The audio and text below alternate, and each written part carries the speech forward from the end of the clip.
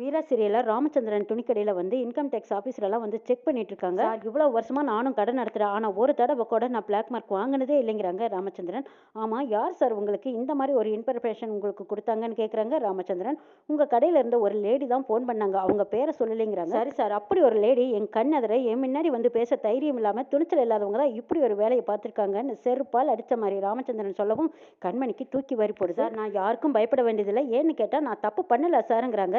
சரி சார், சாரின்னு சொல்லிட்டு இன்கம் டேக்ஸ் ஆஃபீஸர் அங்கேருந்து கிளம்பி போகிறாங்க. நம்ம கடையில் யார் இப்படி ஒரு வேலையை பார்த்துருப்பாங்கன்னு ராமச்சந்திரன் எல்லாத்தையும் சுற்றி பற்றியும் பார்க்குறாங்க. கண்மணி மட்டும் திருட்டு மொழி முடிச்சுக்கிட்டு ஒன்றும் தெரியாம நிற்கிறாங்க. போலீஸ் ஸ்டேஷனில் எல்லா ரவுடிகளையும் உட்கார வச்சிருக்காங்க. மார்னையும் உட்கார வச்சு உன் பேர் என்னடான்னு கேட்குறாங்க. ஏன் இன்ஸ்பெக்டர் என்னை கூட்டிகிட்டு வந்தாங்களே, அப்போ என் பேரை சொல்லலையா, உங்களுக்கு தெரியாதான்னு கேட்குறாங்க. மாறன் என்ன திமிரா பேசுகிறான் பாரு அப்படின்னு சொல்லிட்டு இன்ஸ்பெக்டர் வரவும் மாறனை மாட்டி விடுறாங்க. வேறு என்னன்னு கேட்டால் இன்ஸ்பெக்டர் என்ன கூட்டியாந்தாங்களே அவருக்கு தெரியாதான்னு எங்கிட்டே திமிரா பேசுகிறான் சார்னு கான்ஸ்டபிள் சொல்கிறாங்க. சார், பேர் என்னன்னு கேட்கறதுக்கு தான் என்ன கூட்டிகிட்டு வந்தீங்களா, என்னை ஸ்டேஷன் கூட்டிகிட்டு வந்து அரை மணி நேரத்துக்கு மேலே ஆகுது, என்ன காரணத்துக்காக கூட்டிகிட்டு வந்தீங்கன்னு முதல்ல சொல்லுங்கன்னு கேட்குறாங்க மாறன். ஓஹோ, வந்ததுமே விசாரணை பண்ணிவிட்டு உன்னை அனுப்பிச்சு விட்டுருணுமான்னு கேட்குறாங்க. ஆமாம், விசாரணைக்காக கூப்பிட்டு வந்தீங்கல்ல, விசாரணை முடிஞ்சதும் என்ன அனுப்ப வேண்டியதானே, எனக்கு வேறு வேலை இருக்குதுங்கிறாங்க மாறன். உன்னை விசாரிக்கணுமா, சரி நல்லா கவனிக்கிறேன்னு சொல்லிட்டு இவனை தூக்கி லாக்கப்பில் போடுங்கிறாங்க. மாறன் எழுந்திரிச்சு கோவப்பட்டு கேட்குறாங்க.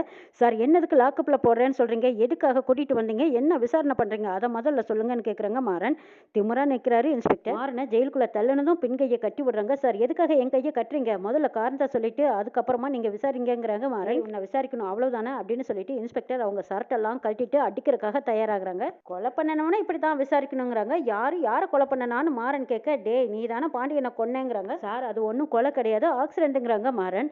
வேணா இதுக்கு முன்னாடி இருந்த இன்ஸ்பெக்டரை கேட்டு பாருங்க, முன்னாடி இருந்த ஃபைலையும் எடுத்து படிங்கன்னு சொல்கிறாங்க மாறன். டே, உங்கள் அப்பாவோட செல்வாக்கை பயன்படுத்தி பணத்தை எல்லா இடத்துலையும் இறைச்சு நீ கேஸை ஜோடிச்சிட்டியோன்னு எனக்கு கொஞ்சம் சந்தேகமாக இருக்குதுங்கிறாங்க இன்ஸ்பெக்டர். சார், நான் தான் ஆக்சிடென்ட்னு சொல்கிறேன், நீங்கள் என்ன சார் திரும்ப திரும்ப இப்படியே கேட்குறீங்கிறாங்க. டே, கேட்டால் நியாயமாக கேட்டால் பதில் சொல்ல மாட்டேன், உன்னை கேட்குற வகையில் கேட்குற விதத்தில் கேட்குறேன்னு சொல்லிட்டு ரத்தியால் அடின்னு அடிக்கிறாங்க. மாறன், வீரா, வள்ளி எல்லாரும் ஸ்டேஷனுக்கு ஓடி வராங்க. இங்கே மாறன் அடிச்சுக்கிட்டு இருக்கிறத பார்த்துட்டு வள்ளி பதறி போய் ஐயோ என் பிள்ளையை அடிக்காதீங்கன்னு கெஞ்சுறாங்க. சார், இதெல்லாம் ரொம்ப ஓவராக இருக்குது, மாறங்கிட்ட என்னென்னு விசாரிக்காமையே நீங்கள் அவனை அடிக்கிறீங்கன்னு சொல்கிறாங்க. என்னைய நினச்சிட்டு இருக்கிறேன், என் பிள்ளை எதுக்கு எந்த அடி அடிச்சிருக்கேன்னு கேட்குறாங்க வள்ளி. ஆமாம், விசாரணைன்னு கூப்பிட்டா எல்லாம் தான் இருக்குங்கிறாங்க. விசாரணைக்கு கூப்பிட்டா என்கிட்டயே லொல்லு பேசுகிறாங்கிறாங்க இன்ஸ்பெக்டர். அவன் ரொம்பவே லொல்லு பண்ணுறான், வேணாலும் இவங்க எல்லாத்தையும் கேட்டு பாருங்க. ஐயோ, உள்ளே போனதும் அவன் என்னையா பேசினாங்கிறாங்க. லொல்லு பேசினான்னு சொல்கிறாங்க. என்னையே அடிச்சிருப்பான்னு சொல்கிறாங்க. போலீஸ் போய் பேசுகிறாங்க. இல்லை மாறன் அப்படிப்பட்டவன் கிடையாதுங்கிறாங்க. வீரா, எல்லாம் உன்னோட ஃபேமிலி கேஸ்க்காக தான் அவனை கூட்டிகிட்டு வந்திருக்கோன்னு சொல்கிறாங்க. வீராவுக்கு ஒன்றுமே புரியல. என்னோட ஃபேமிலி கேஸா, அப்படி என்ன கேஸ் எனக்கு தெரியலன்னு கேட்குறாங்க. வீரா, பாண்டியன் உன் கூட பிறந்த அண்ணன் தானே, அவனை இவன் கொண்டுட்டான், அதனால தான் இவனை அரெஸ்ட் பண்ணி கூட்டிகிட்டு வந்திருக்கோன்னு சொல்கிறாங்க. ஐயோ, என்ன சார் இப்படி எல்லாம் பேசுறீங்க, அது ஒன்றும் கொலை கிடையாது, ஆக்சிடென்ட்ங்கிறாங்க. வள்ளி, உங்களுக்கு யாரோ தப்பான இன்ஃபர்மேஷன் கொடுத்துருக்காங்கன்னு சொல்கிறாங்க கார்த்திக். சார், மாறன் உங்கள் வீட்டு பையன், அவனை காப்பாற்றுறதுக்காக நீங்கள் இப்படி தான் சொல்லுவீங்க, இதையெல்லாம் நம்பணுங்கிற அவசியம் எனக்கு கிடையாதுங்கிறாங்க இன்ஸ்பெக்டர். ஏமா, நியாயமாக பார்த்தா நீ தான் அவன் பேரில் கம்ப்ளைண்ட் கொடுத்துருக்கணும், ஆனால் நீயே அவனுக்காக சப்போர்ட் பண்ணுற, அவன் கூடவே வாழ்ந்துக்கிட்டு வேற இருக்கு. சார், என் பிள்ளை எந்த தப்புமே பண்ணல, அவனை வெளியே விட்டுருங்கன்னு கெஞ்சுறாங்க வள்ளி. இங்கே பாருமா, விசாரணை முடியாதுக்கு முன்னாடி அவனை வெளியே விட முடியாதுங்கிறாங்க. இங்கே பாரியா, என் பிள்ளை மேலேயே நீங்கள் கை வச்சிட்டிங்களா, உன்னை நான் சும்மா விட மாட்டேன், அதே என் மக மாறனை விட போகிறீங்களா இல்லையான்னு வள்ளி கேட்குறாங்க. நான் என் டியூட்டியை தான் செஞ்சுருக்கேன், நான் அப்படியெல்லாம் விட முடியாதுங்கிறாங்க. சார், அவன் யாரோட பிள்ளைங்கிறது தெரியாமல் நீங்கள் அவன் பேரில் கையை வச்சுட்டீங்கன்னு சொல்கிறாங்க கார்த்தி.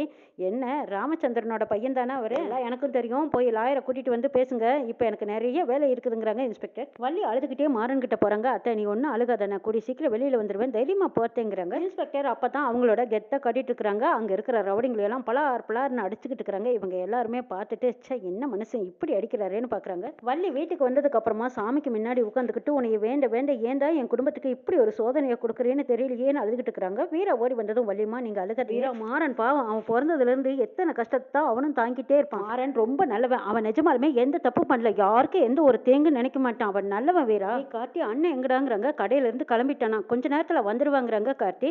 ஐயோ, சீக்கிரமாக வந்துடணுமே, அதுக்குள்ளே அந்த போலீஸ்காரன் வேற தட்டிகால் அடின்னு அடிக்கிறானே என் மகனை. ராமச்சந்திரன் அப்போ தான் வீட்டுக்குள்ளே வராங்க. அவங்கள பார்த்ததும் வள்ளி அழுதுகிட்டே ஓடி போய் மாறனை அரெஸ்ட் பண்ணி கூட்டிகிட்டு போயிட்டாங்கன்னுங்கிறாங்க. ஏதோ அவன் எதுக்கு அரெஸ்ட் பண்ணாங்க அப்படின்னு கேட்குறாங்க.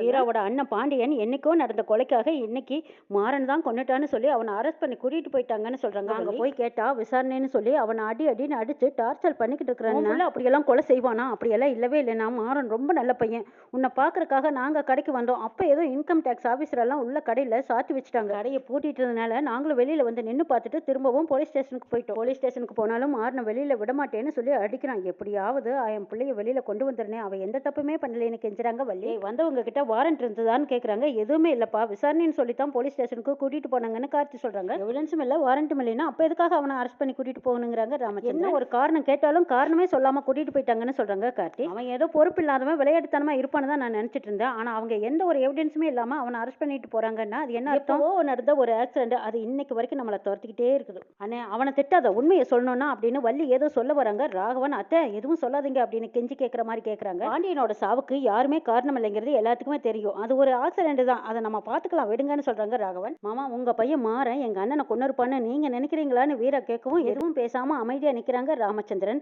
இல்லன்னு இல்ல, அவன் தப்பே பண்ணலைன்னு தலையசிக்கிறாங்க வள்ளி. வீரா என் பையன் கோபக்காரன் தான், ஆனா கொலை பண்ற அளவுக்கு கெட்டவன் எல்லாம் கிடையாதுங்கிறாங்க. அப்படின்னா நீங்க உடனே வக்கீலுக்கு போன் பண்ணுங்க, நம்ம மாறனை வீட்டுக்கு கூட்டிட்டு வந்துடலாம், அவன் ஸ்டேஷன்ல இருக்கக்கூடாதுங்கிறாங்க வீரா.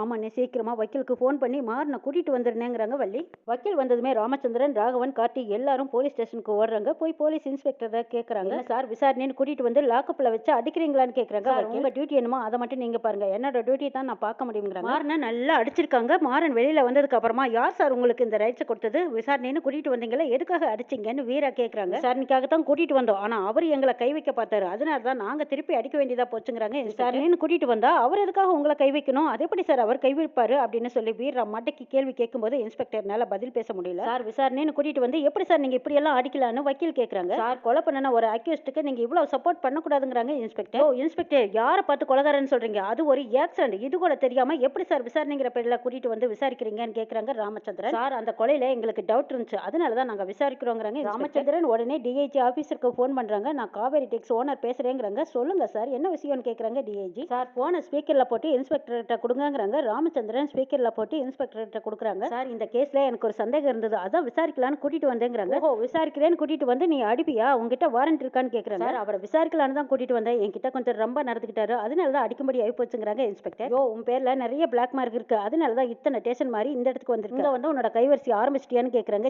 கேஸ முடிக்கலான்னு தான் நான் அப்படி நடந்துக்கிட்டேங்கிறாங்க. உனக்கு டவுட் இருந்தா இதுக்கு முன்னாடி இருந்த இன்ஸ்பெக்டர் கிட்ட கேளு, உன் இஷ்டத்துக்கு ஆடாதேன்னு திட்டுறாங்க. நீங்கிற பேர்ல நீ கை வச்சிருக்க, உன் பேர்ல லீகலா ஆக்ஷன் எடுத்தா என்ன ஆகும் தெரியுமா, இதுக்கு முன்னாடி நீ சஸ்பெண்ட் ஆயிருக்க, இனிமே நீ டிஸ்மிஸ் ஆயிருவே, ஜாக்கிரதைங்கிறாங்க. சாரி இன்ஸ்பெக்டர் சாரி கேட்கறாரு. பேர்ல சந்தேகம் இருந்தா சம்மன் அனுப்பித்தான் நீ விசாரிக்கணும்னு உனக்கு தெரியாதா, நீ படிச்சு எக்ஸாம்ல பாஸ் பண்ணித்தானே இந்த வேலைக்கு வந்த, யாரோட பையன் மேல கை வச்சிருக்க தெரியுமா, இப்படி ஒரு ஆக்சிடென்ட் நடந்ததுமே உடனே தன் மகனை கூட்டிட்டு வந்து விட்டவர் தான் ராமச்சந்திரன். அவங்க வீட்டு பையனையே விசாரணைங்கிற பேர்ல கூட்டிட்டு வந்து நீ அடிச்சிருக்க, முதல்ல அவங்க அப்பா கிட்ட சாரி கேளுங்கிறாங்க. சாரி கேட்கலனா உன்னை டிஸ்மிஸ் பண்ண வேண்டியதா இருக்குங்கிறாங்க. இன்ஸ்பெக்டர் பயந்துகிட்டு ராமச்சந்திரன் கிட்ட சாரி கேட்க, முதல்ல போன ராமச்சந்திரன் கிட்ட கொடுங்கிறாங்க. ராமச்சந்திரன் போன் வாங்குறாரு.